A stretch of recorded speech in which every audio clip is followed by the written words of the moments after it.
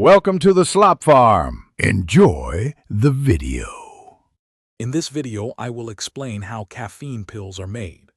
We'll explore the journey from raw ingredients to the finished product you might find on a store shelf. Understanding this process reveals the careful engineering behind each small tablet, ensuring consistent dosage and quality. It's a fascinating blend of chemistry and pharmaceutical manufacturing, designed for efficiency and effectiveness. The journey begins with sourcing the main ingredient, caffeine, often in its anhydrous form, which is a dehydrated powder. This caffeine is combined with several inactive ingredients, known as excipients.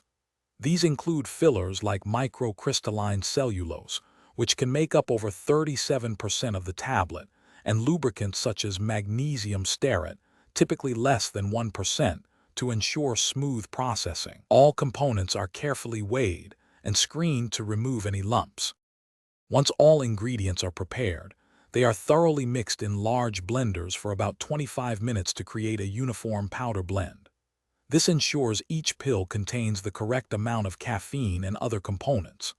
The blended powder then moves to a tablet press, where it undergoes significant pressure, sometimes up to 15 kilonewtons, to form solid, consistent tablets.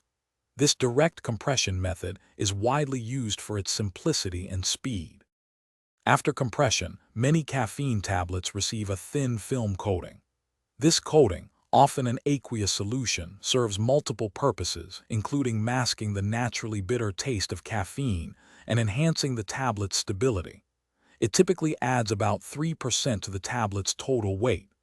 Once coated and dried, the finished pills are inspected for quality, then carefully sorted and packaged, ready for consumers. Thanks for watching.